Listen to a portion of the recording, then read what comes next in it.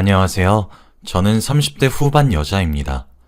어딘가에 툭 털어놓고 하소연이라도 너무 하고 싶은데 제 이야기를 어디에 가서 하자니 참 제 얼굴에 침 뱉는 격이기도 하고 제 가족의 욕이기도 해서 어딘가에 말을 하기가 거북하더라고요. 그래서 이렇게 익명으로나마 사연을 보내며 툭 털어놓아 보려고 합니다. 여러분들은 가정이 항상 화목하신가요? 전 아니었습니다. 지금 제가 결혼해서 만든 가정은 적어도 그렇지 않을지는 모르나 제가 태어난 가정은 그렇지 않았어요. 늘 힘들었고 슬펐고 부모님과 함께 살았던 내내 눈물로 얼룩진 채로 지냈습니다. 그래도 부모와 자매의 연을 끊어내지 못했습니다.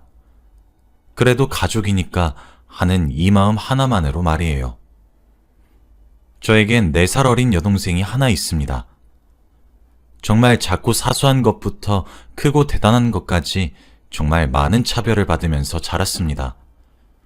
차별이 당연한 것은 아니지만 보통 다른 집에서는 첫째를 우대하고 둘째를 차별한다고 하던데 글쎄요. 저희 집은 정반대더군요. 저는 첫째란 이유로 매사를 양보하면서 살아야 했습니다. 저한테 할 말 못할 말 가리지 않고 다 하시는 것은 일수였고요. 처음에는 이상함을 느끼지 못했어요.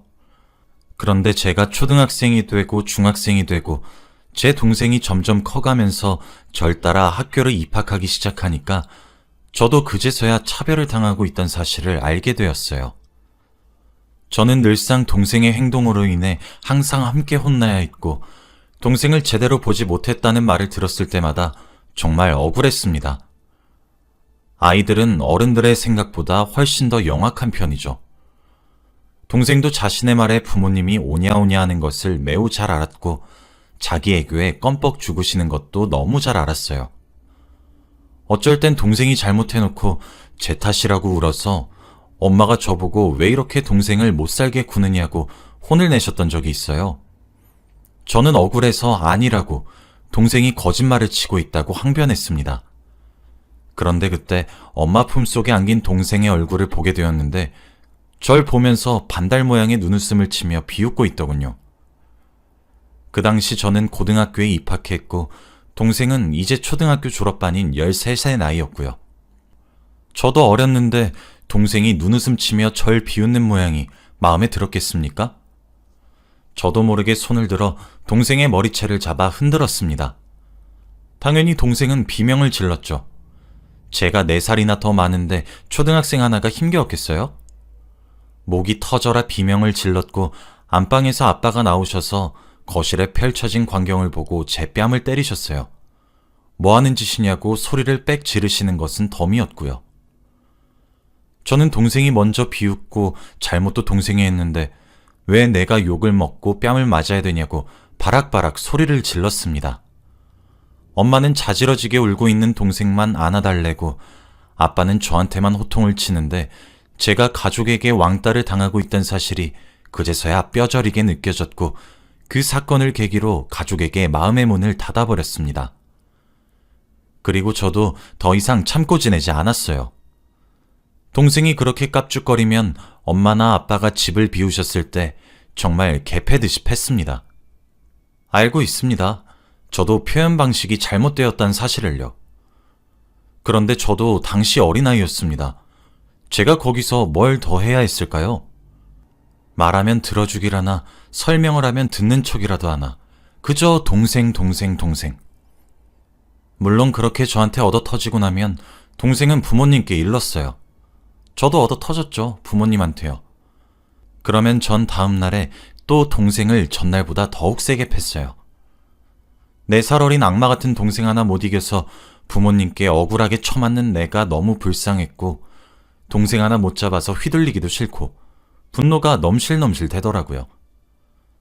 내가 약이었던 것인지 제가 이성을 잃고 패는 모습이 4살 어렸던 동생에게 충격으로 다가왔던 것인지 그 이후부터는 제 눈치를 살살 보기 시작하더군요.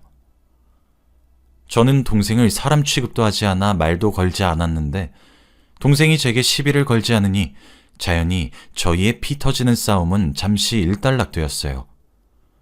그런데 이걸 부모님은 자매 사이가 드디어 좋아졌다고 제가 철이 들어서 그런 것이라고 하더군요. 한창 사춘기를 겪어 예민한 저는 이런 일들이 쌓이고 쌓이고 결국 터져버렸고 완벽하게 기대를 버리기로 다짐했어요.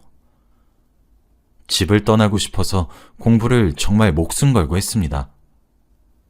학원 하나 다니게 해달라고, 남들 다 하는 과외에 하나만 붙여주면 안 되냐는 말은 다 무시하면서 동생 발레 학원, 피아노 학원, 미술 학원은 빚을 내서라도 보내시더군요.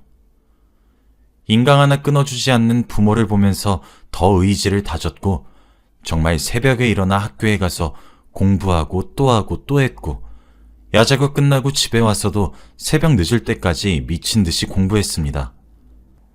지금 생각해보면 공부가 아마 제 탈출구처럼 느껴졌었던 것 같아요. 대학? 당연히 잘 갔어요. 다들 수능 시험을 치면 긴장이 된다고 하더군요. 저도 마찬가지였긴 했습니다. 그런데 저는 수능에 미끄러져서 집을 떠나지 못한다는 상상을 한 번만이라도 떠올리게 되면 온몸에 소름이 끼쳐서 집중이 미친 듯이 잘 되었어요. 도망가고 싶었으니까요.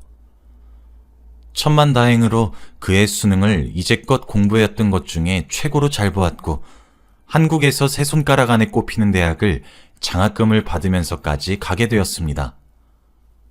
그 이후 독립까지 일사천리였습니다. 첫 해 등록금도 장학금으로 퉁쳤고 그 이후 가족에게 손 한 번 벌린 적 없습니다. 학자금 대출을 스스로 받아가면서 학비를 냈고 대학에 재학을 하면서도 과외를 하루에 3탕씩 뛰어가며 아주 아득바득 모아가며 살았어요.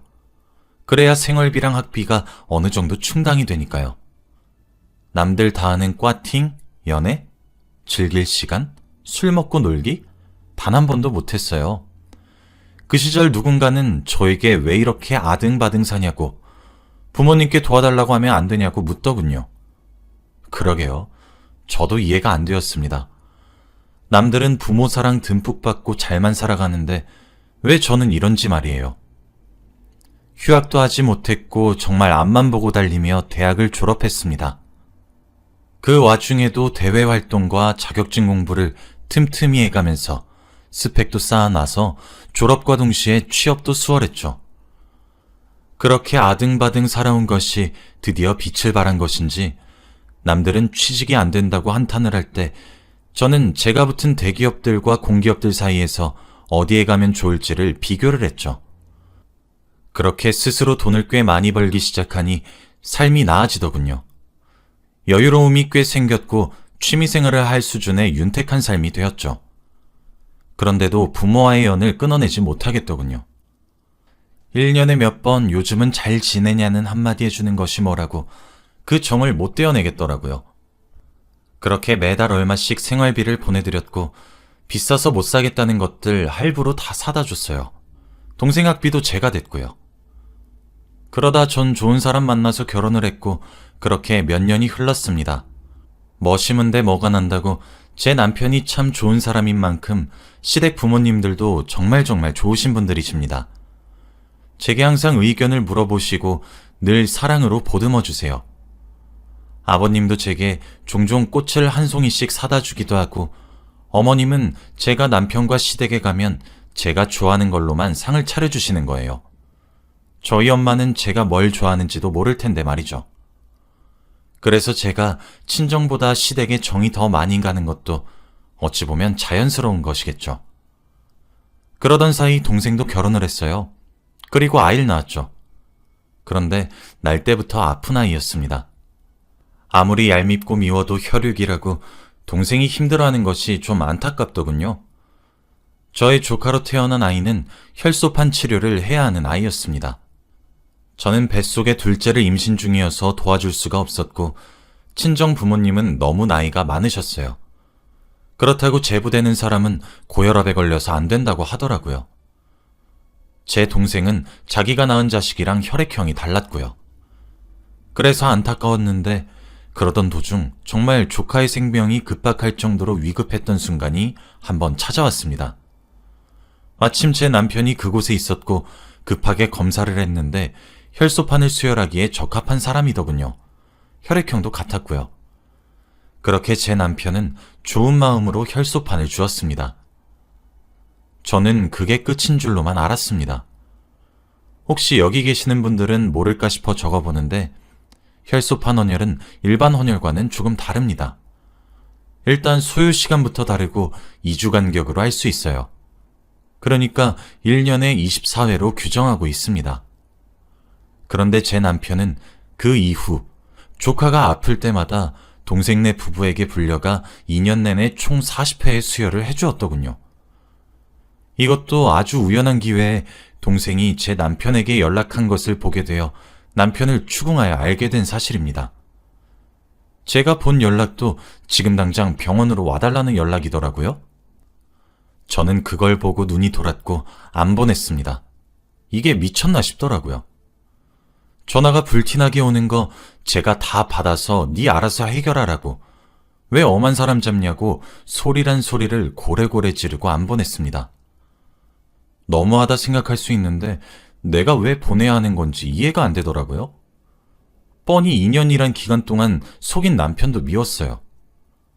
저는 어떻게 이런 문제를 속일 수 있는 거냐고 울면서 이야기를 하니 남편이 그제서야 설명을 하더군요.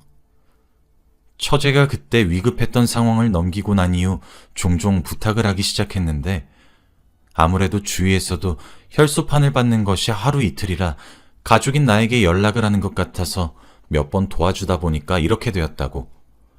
그리고 남도 아니고 자신에게도 조카가 되는 아이인데 이 정도는 해줄 수 있다는 생각이 들어서 해준 것이라고. 그런데 장모님과 장인어른도 그렇고 처제도 그렇고 제가 알면 노발대발 화내고 날뛸 테니까 모른 척 해달라고 아주 간곡하게 부탁해서 차마 말할 수가 없었답니다. 그리고 제가 평소에 시댁에 정말 잘합니다. 그래서 남편이 그런 것들이 너무 고마운데 자신은 보답할 길이 없으니 이렇게 혈소판으로라도 준 것이라고 하더군요. 제가 친정과 사이가 대면대면한 것을 알면서 그렇게 한 남편이 원망스러우면서도 자신도 사위이니 가족이라 한 것이라 대답하는 남편이 착해서 탈이라는 생각이 들면서도 가족이 참 원망스럽더군요. 저는 더 이상 친정일에 끼지 말라고 남편에게 단단히 못을 박았습니다. 저는 제가 힘들게 일구고 가꾼 평온하고 화목한 제 가정에 균열이 생기는 것, 그걸 정말 원치 않았거든요. 남편은 걱정스러운 눈으로 절 쳐다봤지만 전 남편에게 말했어요. 당신이 내 남편이라 그런 것을 잘 알고 있지만 남편으로서 나의 일을 해결해 줄 수 있는 부분이 있고 올곧이 저에게 맡겨야 하는 부분이 있다고 말이에요. 남편은 늘 제 의견을 존중하기 때문에 알겠다고 고개를 끄덕이고 친정 문제는 더 이상 끼지 않겠다고 하더군요. 남편에게 아이들을 맡기고 친정으로 갔습니다. 물론 가기 전에 친정으로 찾아가겠다고 미리 연락을 해놓고요. 친정에 도착했더니 동생이 길길이 날뛰고 있더군요. 제가 남편을 보내주지 않았는데도 뭐 어찌저찌 해결한 모양이더라고요. 현관문을 열고 들어가자마자 제게 자신의 가방을 던지면서 악마 같은 년, 네가 오늘 내 자식한테 무슨 짓을 한 건지 알아? 넌 살인을 하려고 한 것과 다를 바가 없다고 라고 소리를 지르길래 손을 들어 그대로 동생의 뺨을 퍽 소리나게 내려쳤습니다. 순간 친정에 정적이 흐르더니 동생이 더 발광하더군요. 어렸을 때처럼 또 처맞고 싶으면 달려들라고 입 닥치고 조용히 입 다물라고 읊조리니 동생이 조용해지더군요. 하긴 저도 성인이 되면서 나가 살고 1년에 몇 번 왕래하지도 않았으니 저도 달라졌을 거라 생각했겠죠. 친정 가족들은 아주 뻔뻔하게도 말이에요. 저희 부모님이 제게 그러시더라고요. 해도 너무하다고. 네 동생이 불쌍하지 않냐고. 고작 피 조금 주는 것이 뭐가 어렵냐고 서운하답디다. 제부가 생각하기에도 그래? 지금 내가 너무해? 제부 고혈압이라서 자기 자식한테 혈소판 못 준다며? 근데 왜 식이 조절도 안 하고 운동도 안 해? 술은 여전히 꽐라가 될 때까지 마시고 왜 내가 오자마자 제부 몸에서 나는 담배 냄새를 맡아야 되는 거야? 어? 그래, 막말로 내 자식이냐? 니들이 싸질러 나온 자식인데 왜 우리 가족한테 부양을 강요해? 양심이 적당히 있어야 되는 거 아니야? 대체 무슨 권리로 나한테 그래? 제부, 왜 대답이 없어? 그렇지 않나요? 자기 자식이 아파서 피가 필요한데 아이의 아버지가 고혈압이라서 안 된다면 피가 나는 노력으로 철저한 식단 관리와 운동으로 바꿔야죠. 그렇지 않으면 아이의 생명이 위험하다고 하는데 왜 그걸 남한테 요구해요? 그리고 엄마 아빠. 뭐? 서운해? 나도 서운해. 나도 그래서 이제 친정이랑 왕래 끊겠다고 말하려고 온 거야. 제 말에 아버지가 아니 지금 너 버릇없이 무슨 말이니? 라고 하셨습니다. 나도 이제 지쳐. 엄마랑 아빠는 내 대학교 등록금 한 번이라도 내준 적 있어? 용돈이라도 준 적 있냐고. 남들 학원이니 과외니 할 때 하나만 시켜달라고 할 때 어떻게 했어? 동생 발레 보내 해서 돈 없다며. 나도 내가 엄마랑 아빠가 계획하지 않고 태어난 아이라서 미워했던 거 이해하는데 내가 태어나고 싶어서 태어났어? 엄마는 기억 안 날지도 모르는데 나 혼낼 때 엄마 뭐라고 했는지 알아? 아무리 배 아파서 낳은 자식이어도 애정이 남다르다고. 나한테 대체 동생을 왜 그렇게 못살게 구냐 그랬어. 그제서야 집을 둘러보니까 내 편이 없더라. 엄마랑 아빠는 뭐 날 엄청난 사랑으로 돌봤는지 알아? 성인 될 때까지 받은 지원, 나 회사 다니고 지금까지 쥐어들인 돈이랑 물품들로 충분히 갚은 것 같으니까 이제 그만두겠다는 거야. 대체 엄마랑 아빠가 해준 게 뭔데 나한테 요구해? 집을 둘러봐. 날 차별하지 않았다고? 그런데 왜 난 육아앨범도 없는 건데? 돌잔치 사진도 없는 이유는 뭔데? 그리고 왜 동생은 50일도 100일도 첫돌까지 친인척 불러서 돌잔치하고 앨범도 몇 개씩이나 있는 건 뭔데? 내가 지금 무슨 음식을 좋아했는지는 알고는 있어? 나도 엄마한테 산후조리 해달라고 하니까 엄마가 해줬냐고. 엄마가 늙어서 못할 것 같다고 거절했잖아. 그래, 그건 다 이해했어. 근데 왜 그 다음에 동생은 산후조리를 해줘? 대체 내가 뭘 그렇게 엄마랑 아빠한테 못했는데 돈 모자라단 연락 오면 입 다물고 보냈고 지금까지 보내준 돈만 해도 1억이 넘어. 내가 호구로 보였던 것밖에 더 돼? 내가 만만하냐고. 내가 조금만 따뜻한 말 한마디 해주면 해실거리면서 또 해달라는 건 다 해주니까 만만했어? 그래서 내 남편도 호구 취급해? 그리고 너도 인생 그렇게 살지마 미친년아.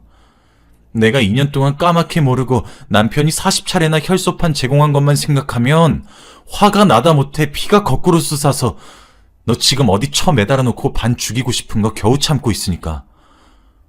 몸 사리고 입 잘 놀리면서 살아. 한 번만 더 바르작거렸다간 너 죽고 나 사는 수가 있으니까. 알겠니? 한 번만 더 내가 이룬 가정에 분탕질 하려는 기미 한번 보여봐. 어떻게 되나 궁금하면 어디 한번 해봐. 아버지의 노성에 저도 그간 쌓아놨던 말을 다다다 했습니다. 사실 제가 느껴왔던 불합리함의 10분의 1도 채 다 말하지 못했어요. 그런데 제 말에 다들 놀란 듯 하더라고요. 이제 나한테 돈 달라고도 하지 마. 번호도 바꿀 거고 이사도 갈 거야. 나도 이제 부모 없는 듯이 살 거야. 엄마랑 아빠는 뭐 늘상 그랬듯이 동생만 생각하면서 살아. 언제 한번 첫째 딸 생각해왔던 것처럼 가증스럽게 굴지 말고.